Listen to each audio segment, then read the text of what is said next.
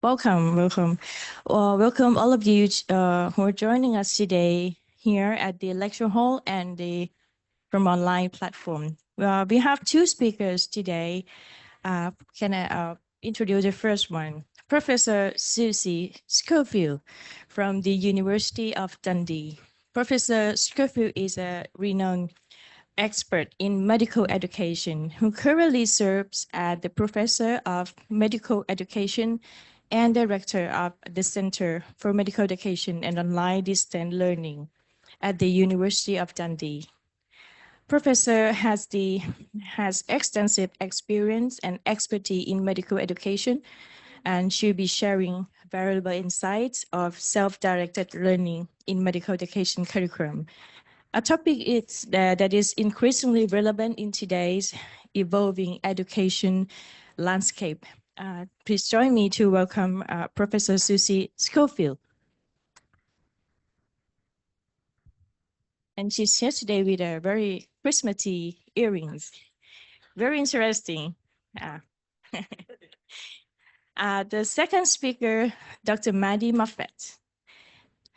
She's also from University of Dundee. Dr. Moffat serves as the Deputy Director of the MMEd program and Director and Senior Lecturer in Postgraduate Medical Education at the Center of Medical Education, U of Dundee.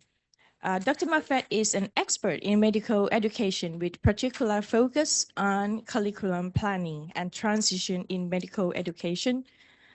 She has a substantial contributions to the field through her numerous, massive publications and research scholarships in medical education projects. Join me again to welcome our second speaker. Very exciting to your 45-minute lecture. Without further ado, so please.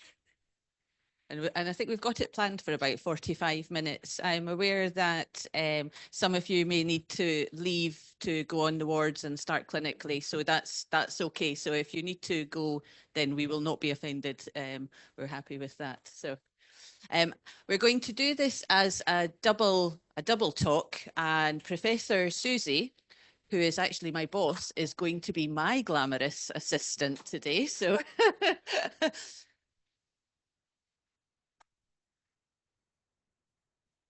thank you.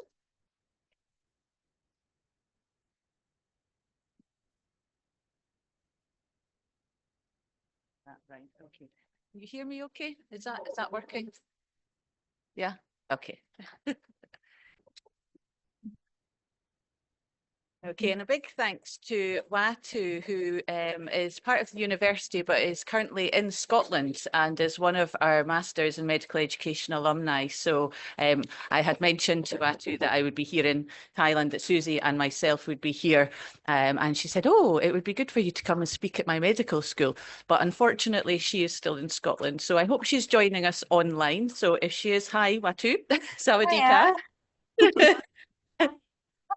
It is, and I think yeah, it's 1 in the morning, so sorry, I've got the video off.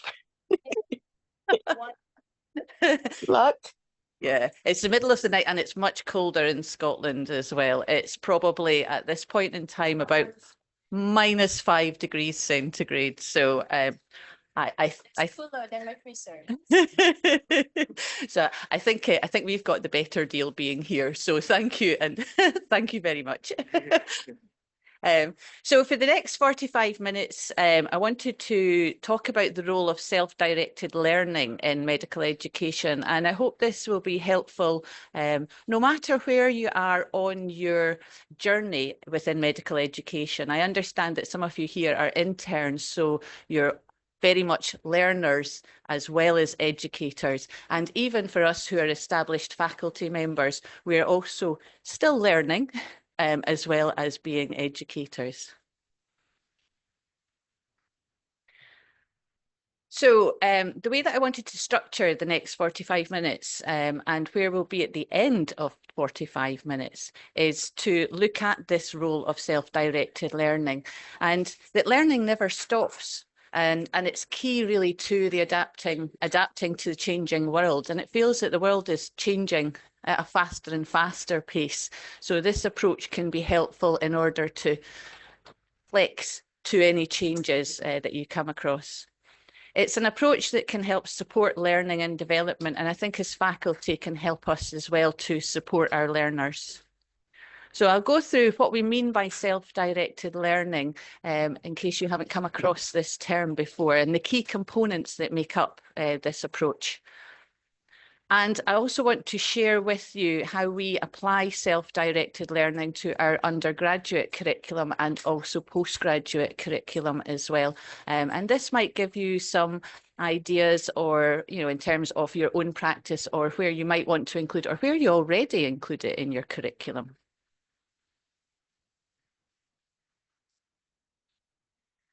Now, I said at the start, the world does feel pretty unstable just now. We're just coming out of the latest pandemic. There's probably more on the horizon. When? We don't know quite yet. There's also a climate crisis, economies, societies. There's lots changing at the moment. And to support our doctors of the future, to be able to best respond and adapt to these changes, we need a high quality education for them.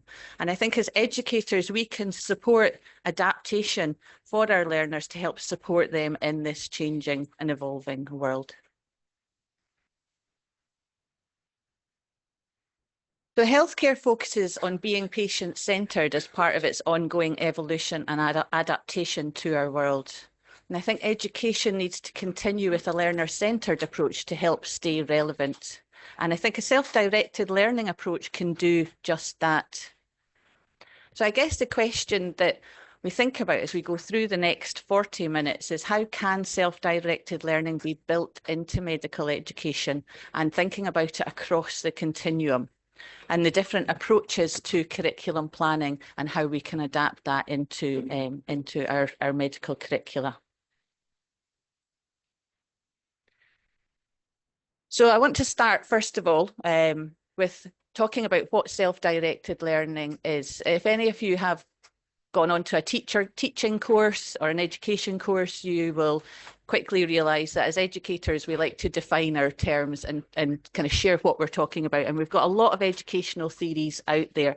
The self-directed learning theory, it's one of the humanistic approaches to learning, and it's all about adult learning. So that's Malcolm Knowles from 1975 was talking about adult learners, andragogy.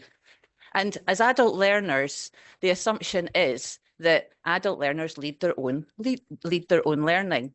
They assess their learning needs, they develop goals, they access resources to reach those goals, and they use reflective practice and self-evaluation in a continuous cycle to continue development. Now, there is overlap and interaction and similarity from different theories, and you will find this. So I'll not go into these other different theories, but they all fall under this similar umbrella and could all be seen as self-directed in certain ways. So you have self-regulated learning from Zimmerman, experiential learning theories, self-directed change, and self-determined learning and the double loop learning.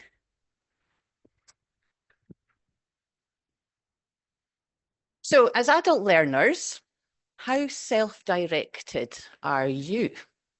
And at this point, I'm going to invite my glamorous assistant and my boss, so I've got to be very nice. Now, we would normally use this with Mentimeter, but I'm having a few issues trying to integrate Mentimeter whilst I'm over here in Thailand with my connections. So we're going to have a Mentimeter in human form, and this will be Susie. So I want you to direct Professor Schofield to where you think you are on this scale. So how self-directed are you? On the right, not at all. I don't direct any of my learning. I don't direct it at all. Or are you at the other scale? Are you a fully formed, self-directed learner? Where do you think you fall? So shout out left or right, Point, and Susie, point that way point, or that way. and Susie I can't move. split. Which? Yes.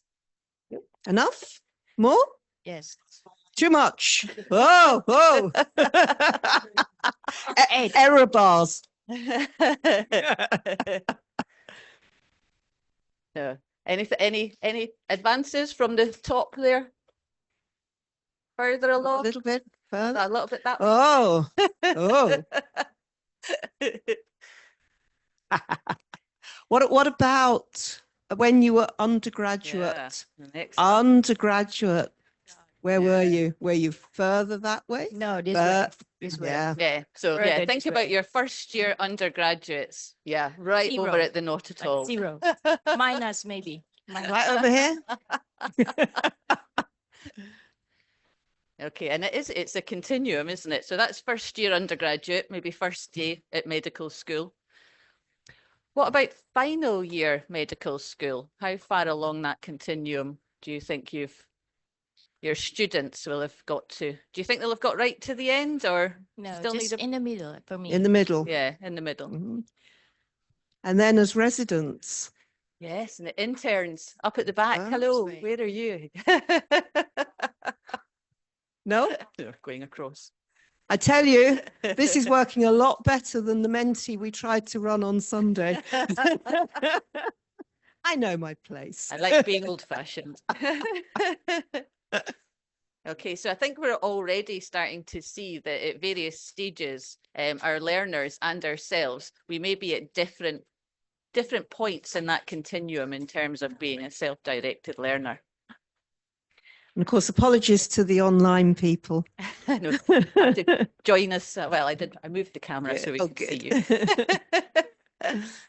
So thinking about where you are now, so most of you in the room, and I hope that those online as well who are faculty, are probably more towards the being a self-directed learner.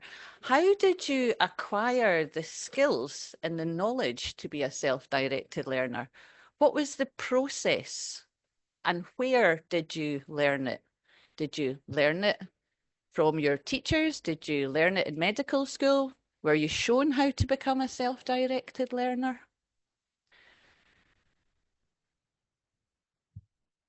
Well, I learned partly from medical school when I was, well, we have something like for the academy, we call it self-directed learning. Aha, Yes, okay, that's so- interesting. So explicitly in Yeah. the, So they gave us like kind of case, and they gave us like a clue week by week. And well, this question, the question of this week will be answered to the last week question. So that's like feedback in a way. yeah, okay. So that's a Yeah, that's really interesting. Thank you for sharing that. Because again, might find that it's slightly different depending on where you go, whether they talk, whether you get that support explicitly to become a more self-directed learner. So it's good to hear that it is here. And what about when you beyond medical school, when you became specialty training? Was there, did you use the same approaches that you were using as an undergrad to your learning and development as you do for your intern year or as your residence year? And think about how this has developed, how your skills as a self-directed learner have developed over the years. And at that point, it's interesting to then start to think about your learners. So whenever you're getting involved in an interaction with your learners, is to think about, okay, this is where I am, but where are my learners on their journey of becoming self-directed learning? Because I think sometimes we can assume that our learners learn the same way as we do. But yeah, it's something that, it's changed over the years with us, and it changes over the years with them as well. And what sort of factors might be at play to help support that self-directed learning, whether you have a class that's explicitly about how to become self-directed? I wanted to share a little bit because this, when I was asked to give this talk, I thought, well, where am I on that continuum? And I started thinking about my identity as well, my identity as an academic, as a faculty developer. And I thought, well, as an undergraduate on this journey, I was learning to learn, I was learning how to study, and it's certainly changed from day one to day 4. To year 4, sorry. I think I finally managed to figure out how to even study for exams in year 4. I think it was a little bit haphazard before that. I'm not quite sure how I managed to get through. I cracked it those final years. But then as a postgraduate and as I started studying with my PhD, I had to become an independent learner, which was different again, the tools that I had to use to develop my own learning. So I was thinking, well, I'm quite a mature learner when it comes to my professional life and medical education. I've got a well-developed set of approaches. I've got a range of resources. I engage in my community of practice, and that's where a lot of my development comes from, so I can access resources.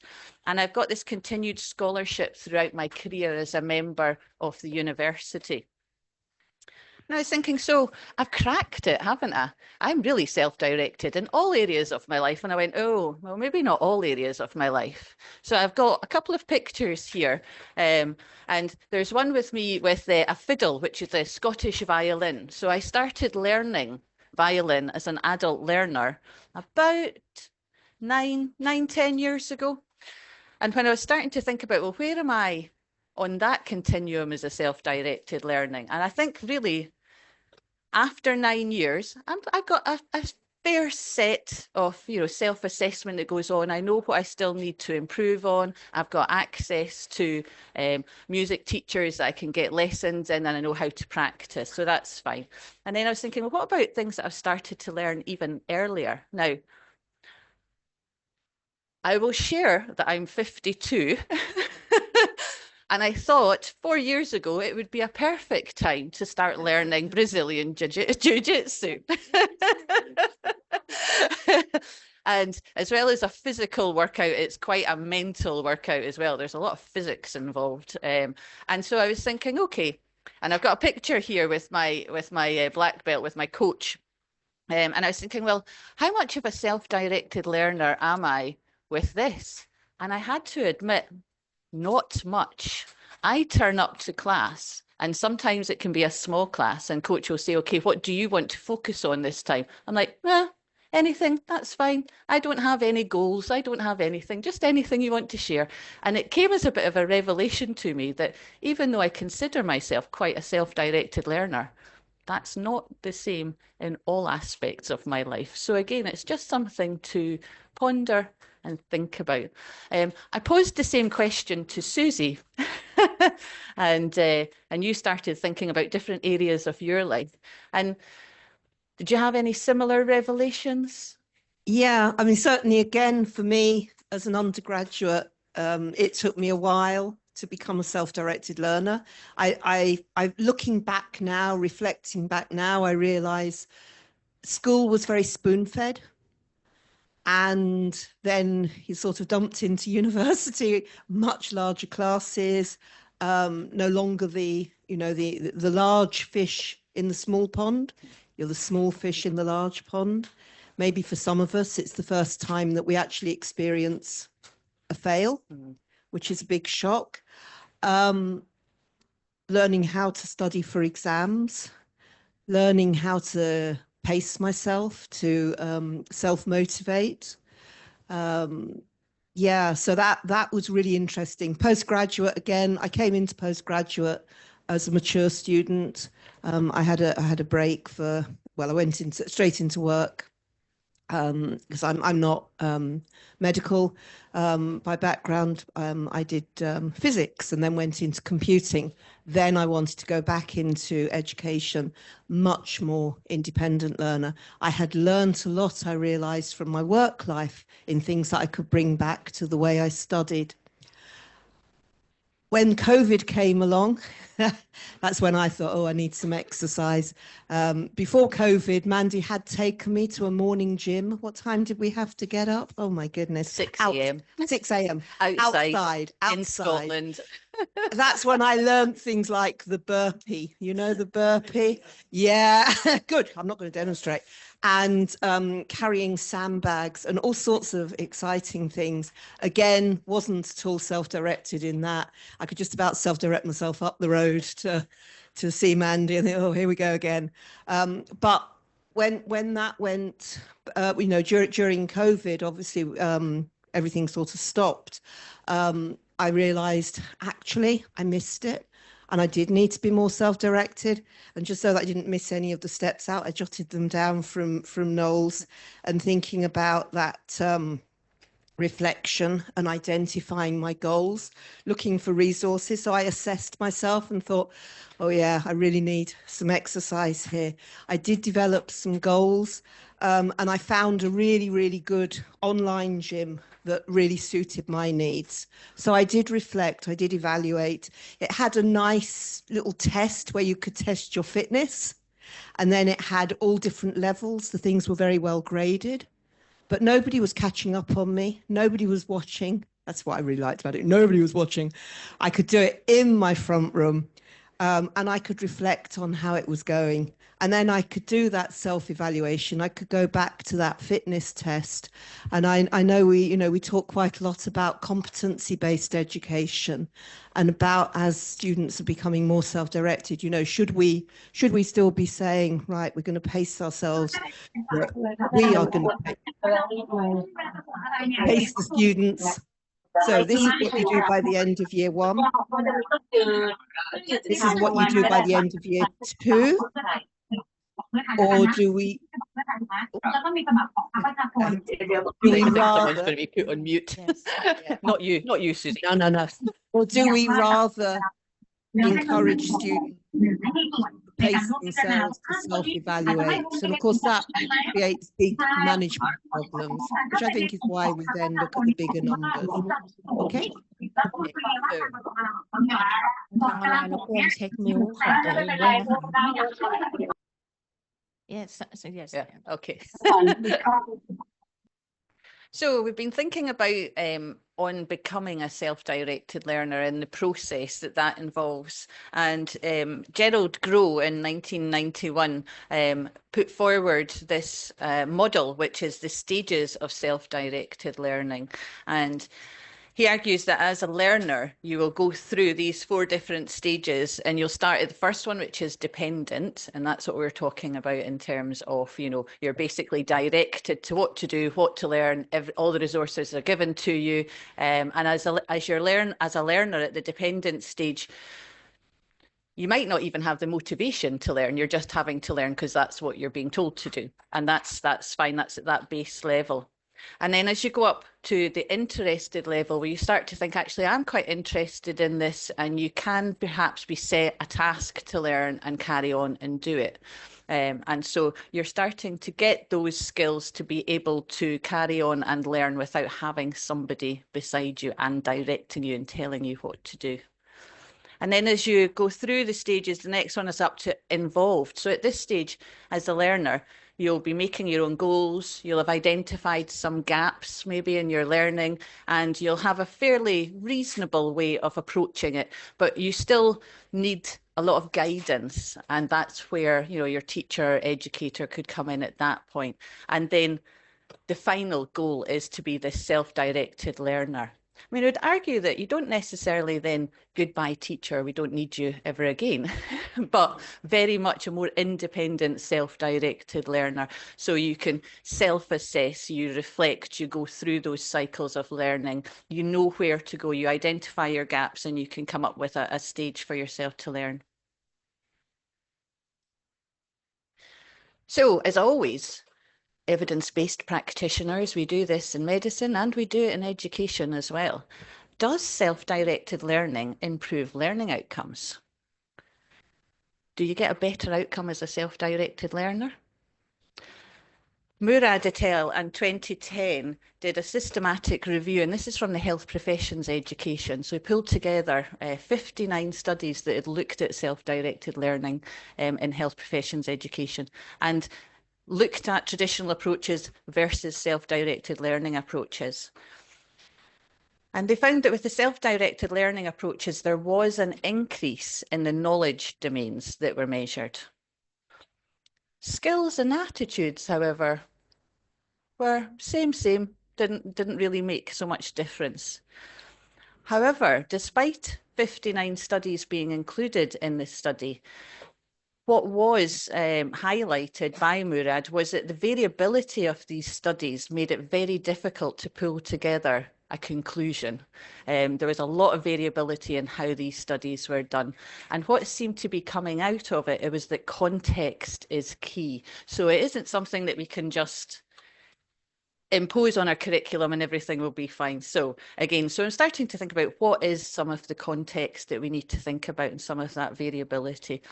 Maybe self-directed learning is useful in certain circumstances for certain people at certain times. So again, I think it's one of those life lessons about a number of things.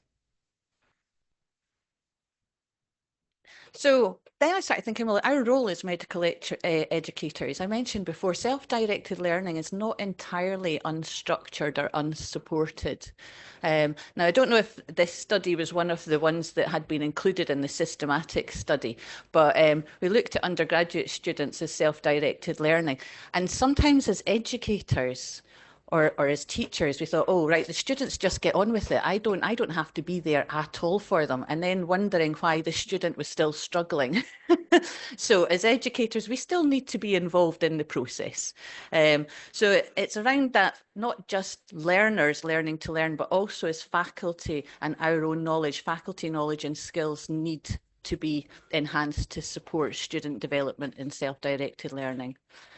So as well as building the content knowledge, we need to also be aware of the emotional and motivational aspects of learning. And we need to tap in to the social nature of learning as well, and some of the metacognitive processes that promote self-directed learning. And as well as that, thinking about not just the educational context, but the learner context, where are they coming from as well? And that's going to have an impact on self-directed learning.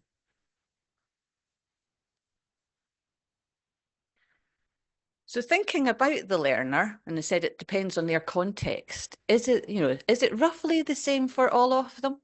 And again, this is from the nursing study from Phillips, Turnbull and Hay in 2015. They looked at first year students who were lower in self-directed learning, but they found that it wasn't dependent on maturity. Now, these were nursing students, so some of them had come from school, but some of them were more mature learners. So it was a whole range of ages, but they came in at first year. It wasn't dependent on age. So they might have had a lot of life experience, but they're not necessarily more self-directed in their learning. They also had a look to see whether previous higher education experience helped.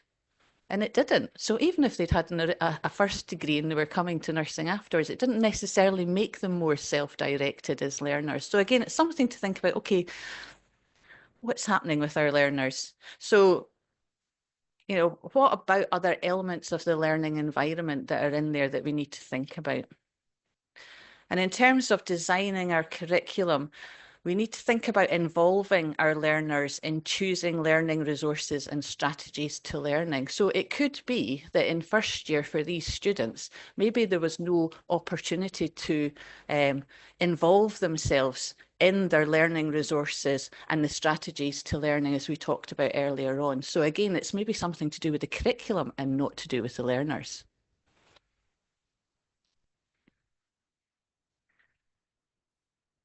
So going back to thinking about medical education and self-directed learning, what could involving and including self-directed learning in the curriculum look like? And first of all, in the UK anyway, and I'm sure it's the same here in Thailand, we have to map our curriculum to key frameworks to make sure that the dimensions are covered. Because at the end of the medical degree, you would hope that all your learners are coming out with some key domains of knowledge and skills and attitudes and behaviours. So we have the General Medical Council Outcomes for Graduates in the UK, and we also have the Academy of Medical Educators as well. So our curriculums tend to be mapped to those key frameworks first of all. But then within that, we maybe need to start thinking about where can we allow our learners to choose? Because there'll be some aspects that it's fairly fixed in what you have to learn. But are there areas where, for further study, for example, so we've just come from the IMRC student conference at the weekend there, and they were talking about global health.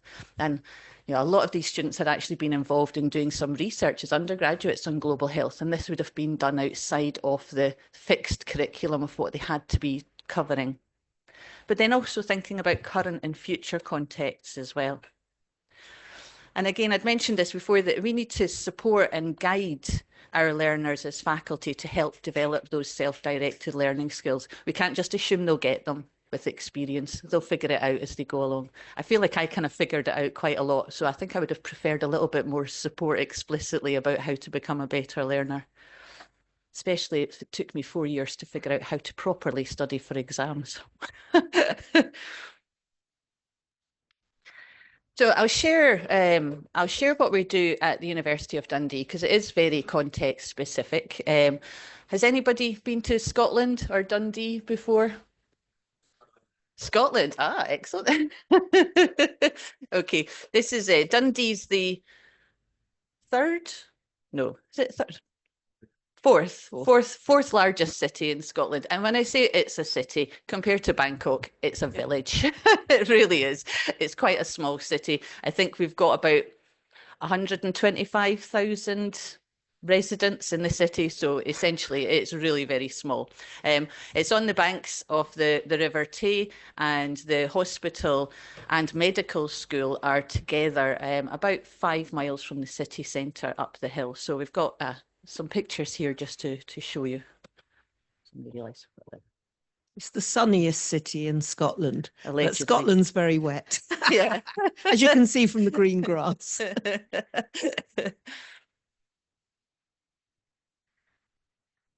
Here's, we've got a picture from the other side of the medical school as you go in.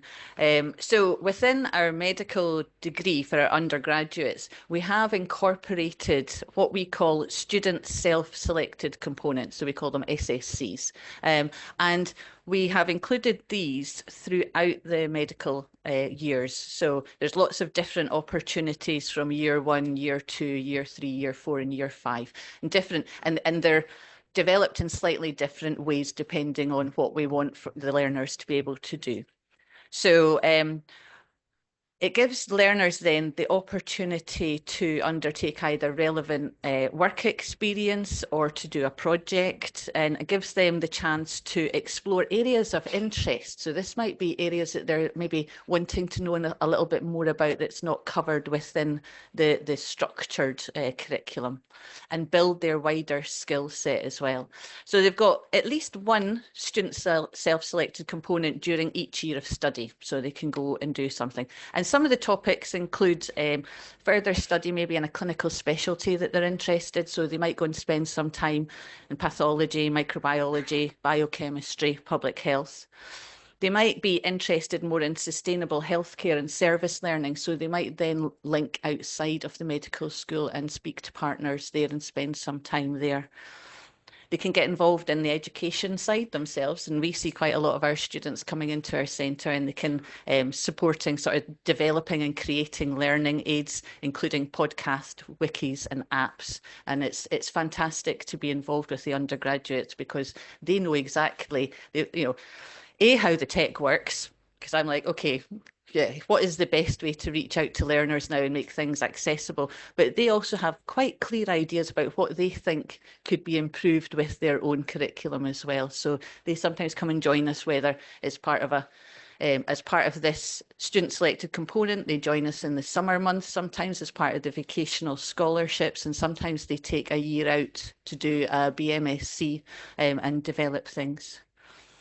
And also they can then link into other schools within the university, so they can spend some time doing arts-based modules. So it's still involving medicine, but from an artistic viewpoint and the history of medicine. Or we also give them the option to even self-propose an area if there's an area that's not covered. So we give them a little bit of structure, some suggestions, but also if there's anything that they want to do. So it's there, they can plan this out over the 5 years. So I'm just going to butt in. Yeah. So remember when we were talking about the first year, of the undergraduate degree, and you had me almost out this door with the amount of self-direction that was going on. And then you moved me along a bit as we progressed through. We have decided going forward that we will not have the SSC in the first year. We have had that realization. The students aren't ready. It's a big shock coming into undergraduate study of medicine, even as Mandy's already hinted at from the literature, if they have done a degree before. There's a lot of acclimatizing, there's a lot of getting used to the system. So I just thought it'd be interesting to reflect on that, especially since you had me over there for the first year, that we have, although this is currently true, as of next year, we will not have the first year SSC. We also have a massive exam in the fourth year now, the MLA, which is for all medical schools in the UK. So we have dropped the SSC in the fourth year so that the students can really, really concentrate on their degree. And then we have 2 in the 5th year. But yeah, so I just thought that was an interesting little reflection, considering I just do a little bit of menti. I'll let you get on again. So it's self-directed learning as faculty and curriculum developers, so we can adapt our curriculum so that, again, it's being very context specific. So if it doesn't work so well in first year, to move it somewhere else, and then fourth year with the big exams, especially with the medical licensing exams coming in, moving it to 5th year. And again, different medical schools have different curricula. So one solution will not necessarily be the best solution for every medical school, even within the UK, because we have variability. As long as our graduates are meeting the graduate outcomes at the end of medical school, how we deliver the curriculum is variable. As well as those student selected components, I'd mentioned there's a chance to take a year out and do an intercalated degree. We also have in 5th year electives as well. So that's where students can take an opportunity to take an 8-week elective, and quite often that's overseas. And again, I was thinking about global health at the weekend at the conference, and many of our students situate themselves overseas. So again, and it can be a period of clinical practice. The learners, they have to organise it and they have to create their own learning goals before they go. But again, we give them support with that as well, because when we've looked at it in the past, quite often our students have gone on electives and they've maybe not made the most of that experience for themselves. Yeah, I didn't say that.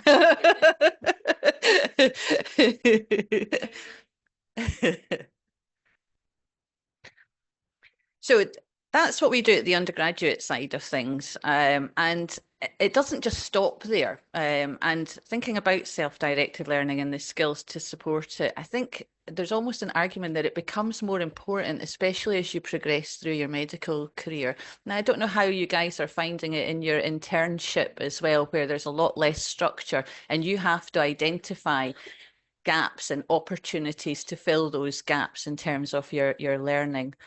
And so I started to think about self-directed learning in the postgraduate arena. And I'd mentioned at the beginning of the talk, I'm the master's programme lead for medical education. And I want to share with you, it's not clinical postgraduate education, but it's still postgraduate education, what we do with self-directed learning in our curriculum on our masters. So a little bit about the master's programme, and if you are interested either now or for the future, please feel free to take a snapshot. There's a QR code at the end that'll tell you a little bit more about it. But our master's programme, we have a full-time on-campus programme where people take a year out of their clinical practice or their academic practice and come and study with us in Dundee. But we also have an online programme, which is distance learning part-time, so people are learning whilst they're in their home institutes as well. So, and throughout the programme, at the postgraduate certificate and diploma levels, each learner is invited to apply the core reading and the context to use within their own professional practice. So again, there is an element of self-directed learning there. We have the structure.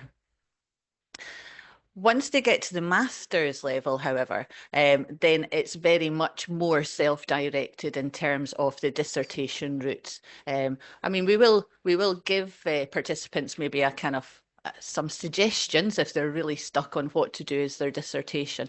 But quite often, most of our postgraduate students have an idea of what they want to focus on, what areas they're interested in. We also introduced the scholarship route a couple of years ago, and we've had really good feedback from that as well, because not everyone wants to do a full research dissertation and do that traditional route. And the scholarship route is all about self-directed learning and personal learning goals, and I'll share how that actually works in practice. So we call it the linking theory to practice, and we hope that people have been linking theory to practice earlier on in the Masters, but this is a chance to explicitly link theory to practice and using self-directed learning as that framework. And essentially what we want our students, we provide them with opportunities to develop and negotiate self-directed learning goals within their own medical schools and their own hospitals that they're based in. And it depends on their interests, the needs of their institute, and how they want to go further. Throughout the year that they're with us for linking theory and practice, we encourage reflection and explicit reflection on the self-directed learning mechanism. So they will be involved as educators in reflecting earlier in the programme, but now they're reflecting on their learning as learners on the programme and choosing the next stage for that journey for themselves. And we assess it using portfolio. And again, we support them with portfolio building and thinking about the skills for evidence gathering and reflection at master's level. And some of the evaluation that we've had back so far, and I know from the presentations that our students give halfway through this master's level, it's been really quite transformational in terms of developing themselves as self-directed learning. And we're talking about people who are pretty good at self-directed learning already, but it just takes them up to that next level. So I mentioned it's the total duration is just under a year, and our role as module leads and tutors is we're very sort of more hands-on between weeks 1 and 4, and we give that framework in terms of, you know, here's some self-directed learning reading to do. These are the frameworks that we're using. We give them the reading list, content and some activities, and we provide guidance and support in terms of feedback on their personal learning goals as they develop them at the start of the year. And then they work through those personal learning goals. And as a tutor, and module lead, I go from being more of the teacher to being more facilitative and more coach and facilitator after those initial weeks. And it's also more peer-led as well. So it kind of almost breaks down that traditional role of teacher and student. The peers bring a lot to it, and it almost feels, I don't know, as a tutor, I feel like I'm almost cheating when I'm getting involved in this because I think you guys are doing all the hard work, but essentially it's their learning, so it should be theirs. They own it. You know, I can't do the work for them, and that does come out. It's an absolutely fabulous master's level to be involved in. So we do a lot of coaching and encouraging our students to use innovative and new ideas, because sometimes there's a little bit of hesitancy as well. So we explore that and see what's behind that, and so use all those sort of tips and tricks. So I'll give you some examples as well of the personal learning goals that our students have come from. So these are people who have been involved in teaching. So they're thinking about improving their educator practice. So here's one we've got: by the end of the module, I will implement one evidence-informed teaching practice to enhance learners' psychological safety and elicit learner feedback regarding this practice. So they were really interested in psychological safety and what that means and what that looks like. And this gave them the opportunity to explore it. And then we have another example here where it's about leadership skills needed to compassionately support and manage doctors experiencing unusual measures, such as performance management programs. So again, this was something that was informed by their own practice that they felt they wanted to explore so that they could develop themselves and be able to sort of, support and manage doctors that they have in their own context. And when we talk about these personal learning goals and the self-directed approach, this is essentially the sort of framework that we take them through. So they're kind of going through these, we provide some learning opportunities around those personal learning goals and discussions around gathering evidence. So very much peer involvement, tutor involvement, and very much formative as well as the summative at the end of the year. And we ask them to evidence their learning by negotiation. So quite often they have to go into their home context and negotiate some of these learning opportunities. And then ask them again to observe some of these learning opportunities. So it gives them access to then see what else is being carried out. And then usually towards the end, that's when they get a chance to learn by doing. And again, and how that looks depends on their personal learning goal. I see you smiling. You're not one of our students, are you? No. I can highly recommend the scholarship route. So when I start thinking about, well, this is what works in my workplace. Does it work in other people's workplaces? And again, that's really the proof in the pudding is, we have these frameworks and models, but it's the principles that we take from them and how we can apply them in our own context. And I guess the big thing is, should self-directed learning be universally incorporated into medical education globally? Western medical schools promote self-directed learning. So we've got lots of problem-based learning, teams-based learning, the student-selected components. We want our students to identify as self-directed learnings. Does this hold everywhere? Does it hold here in Thailand? Does it hold, I don't know, who else have we met in the last sort of couple of years? Does it hold in Pakistan? We've got a lot of colleagues in Pakistan. Saudi Arabia. Saudi, yeah. Canada. And again, when I was looking at the papers that have been written around self-directed learning, Frambach et al. They actually looked at how culture might interact with developing self-directed learning approaches. And because it was almost the assumption that, well, we don't do that this way, so we're not even going to think about it. It's different for us. That's not how our learners learn. And it does come up as a challenge, I think. So uncertainty, tradition, hierarchy, and achievement came up as cultural challenges to developing self-directed learning skills. However, when they'd had a look across the board, they said all students still develop self-directed learning skills, albeit at different rates. So I think it is something that we can apply. We just need to be mindful of the context in which we find ourselves. So it is 8:45, and well, just a couple of minutes later. I guess at this point, it's just to kind of open it up. Thank you for those that have joined us. And those that are online, I'm not quite sure if we've got if we can take questions from those of you who are joining us online. Do you want to put up the QR code? Oh, that's at the end, yes. But so, yeah, think about thoughts, reflections, questions. Can self-directed learning be supported in your curriculum? Is it already being supported in your curriculum? No, this is, and I'll give you that QR code if you're interested. Please feel free to take a picture. Okay, over to you guys. Thank you for the enlightening presentation. SDL, wow.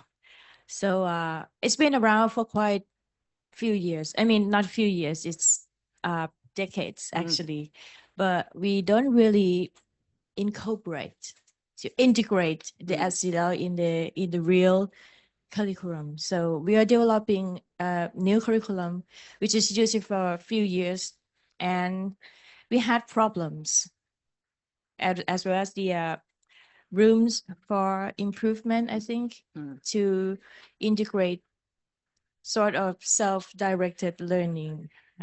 So we have a lot of elective nowadays, and we do have what we call it as like not exactly oversee something, but then we offer a scholarship to the observationship for like 4 weeks in the area that they seems to be interested in.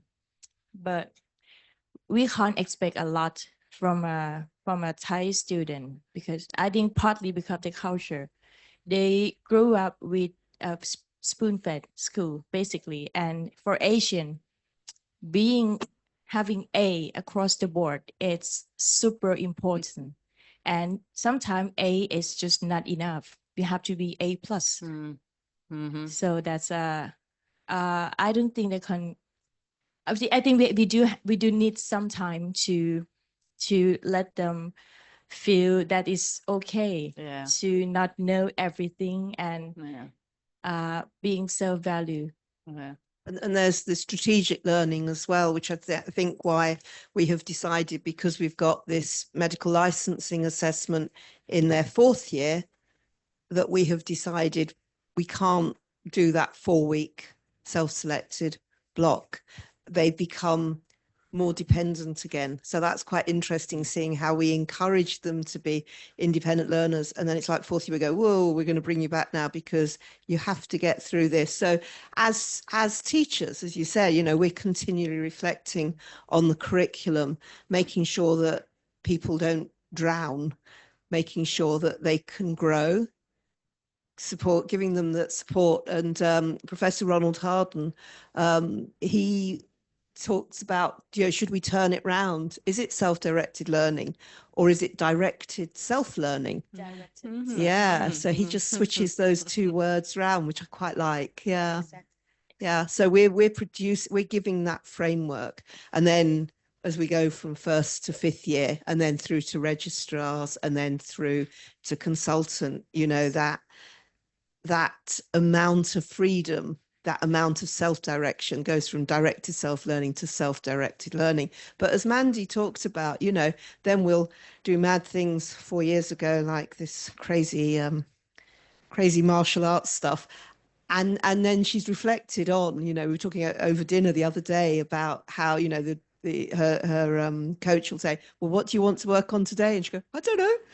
You know, so even at the tender age of 48, well, 52, you know, she's gone back into that. So again, thinking about what does move us from that side of the room to that side of the room, and is that side of the room always necessarily the best place to be, or actually, you know, is it okay to be there at some points and okay to be here at some points, as long as we're learning, as long as we're developing? So yeah. I think as well, it's about that creating the learning environment that's safe as well, so that if you are going to include a self-directed learning component and how you market, you know, there's certain things where, like the medical licensing exam, it's important to get a good grades for that, but maybe more of the self-directed aspects, you can take a bit of a risk. It might not be something that you're fantastic at, but something you want to learn about. So again, it's it's those, the kind of push and pull, isn't it? Of I think that we're all that, even as mature self-directed learners. But again, it's very safe for me to learn Scottish fiddle and learn martial arts, because I don't have to rely on either of them for my living, thank goodness, because I would be very poor or very dead. Interesting. So safe environment, safe learning environments is totally important. Yeah. Any comments or question? Yes. Hello, morning. Oh. I'm Sorayut. I'm Dr. Sorayut. May I ask you about the impact of LLM, like large language model, or you call AI something?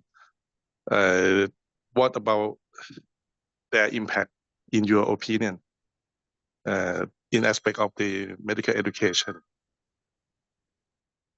In general, or for self-directed learning? Because I think myself as well, whenever I'm thinking about approaching my own learning goals, I will use, search strategies, Google AI, just to kind of find an area of it. So it's something that I'm doing in my practice, and I know that my learners are doing it as well.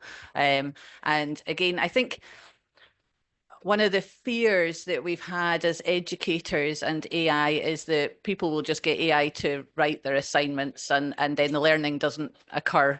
AIs may be learning it rather than the learner themselves. But with the portfolio and the way that we've structured the assessment for the master's level for ours, we've got a portfolio in the presentations, and the engagement from our learners, even if they were using AI, they're using it in a way that's supporting their learning. So I don't have any concerns at the moment that from that side of things.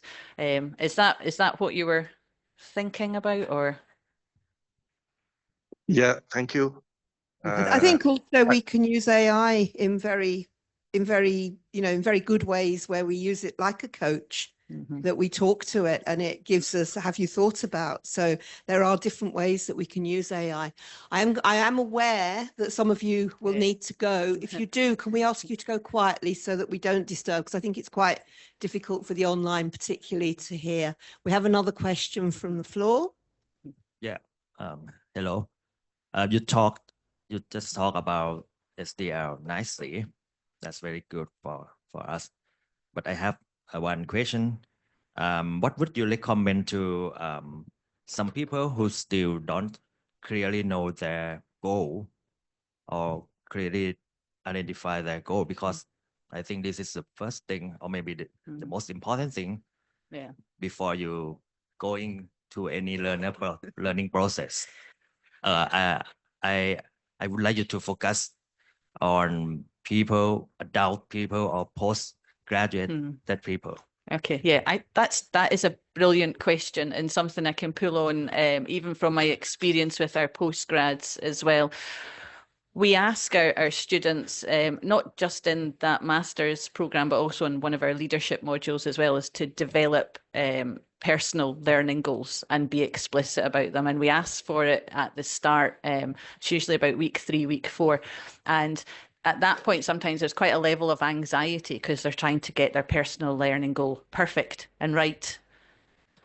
And the thing is, that's not how it then plays out over the next year. Personal learning goals can be adapted, they can be changed, and so they're always a work in progress. But I think just asking about making the personal learning goal explicit helps then our learners to then start to plan, set up goals and how they're going to reach them. So it is, so again, as the educator, I am there to support my students as they have that uncomfortable feeling about, having to come up with these personal learning goals when they're not quite sure. And quite often at the start, sometimes the personal learning goals can be really large. And I think, okay, you have a year to do this. This sounds like a PhD or a lifetime's work. Let's kind of try and bring that down. And we use, and again, as well as that, start using things like think about SMART goals. How's that going to, how are you going to break it down in the 12 months that you have here? And what's that going to look like? Who are you going to get involved in thinking about the practicalities of structuring that learning for themselves as well? So again, it's something that we can't just say, okay, come up with some personal learning goals, we will grade you, and that's it. And let them go. We have to put in that support, I think, especially at the start, with a range of, coaching, facilitating, and guiding to make sure that they're on track. Does that answer your? I think also we role model how we have those uncertainties, those challenges about setting our own goals. And I think, it is, as you say, it's very difficult when you're starting out in anything, when you're a novice, to set goals. And it's pretty terrifying when the teacher does say, like the coach, well, what do you want to improve on? And you think, well, I don't know. So we are again, and I think, again, that's coming back to that, directed self-learning, where we are providing the guidance on people setting their goals.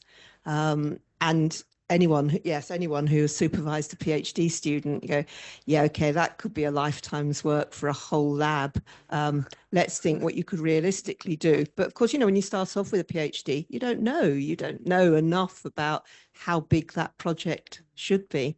So I think, I talk a lot about failures in my life, things that I have got wrong. That was my snakes and ladders board that I had drawn out for a previous keynote, with thinking about all the snakes that I have gone down in my career, and very often from setting too big a goal and then feeling like I failed. And that, the expression about how do you eat an elephant? One bite at a time.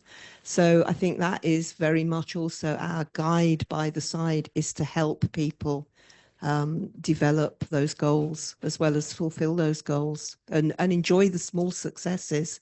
Yeah, once you've eaten one little bit of the elephant, that's a little bit of it done.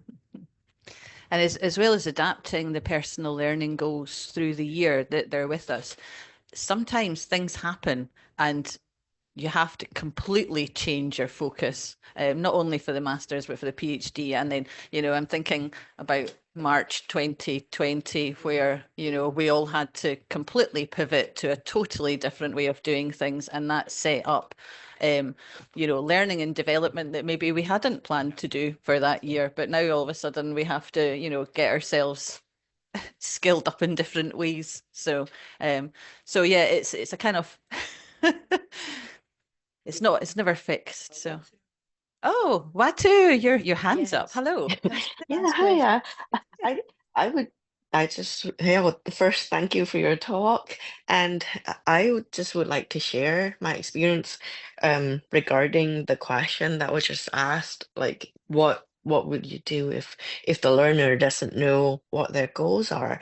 And speaking from experience, for having attended the SEL course in Aberdeen, in Dundee, that firstly, what I like about it is you get a mentor. There's a very structured schedule on when you have to go to your mentor, and you have to talk about your goals, and then you get a lot of feedback on how feasible these goals are and what or how you can change it to make it more suitable to what you have.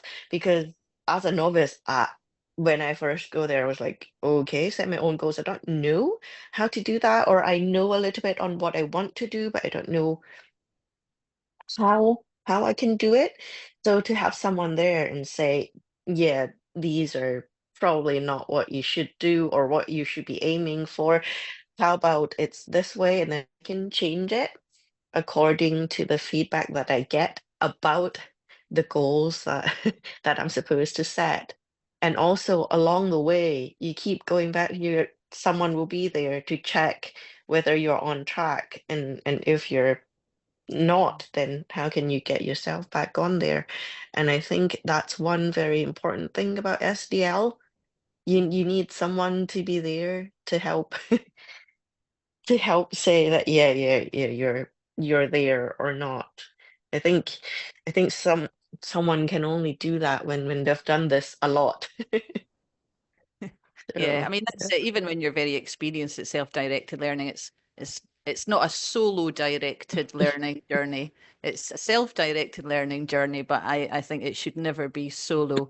And when I read papers when people are trying to work out if self-directed learning works, and they've basically, what to me sounds like they've abandoned their learner with no support. I think, I don't know if that's really self-directed. And they're thinking, well, in the truest sense, it's solo-directed. And I'm like, But again, it's that I'm a big fan of, that sort of social learning kind of framework. And I don't think that I certainly don't feel like a very effective learner if I'm just left in a room on my own. It's that interaction with my peers, with my colleagues, with my educators, with my coach, in all different areas. So thank you, Watu, and thank you for sharing your experiences as well.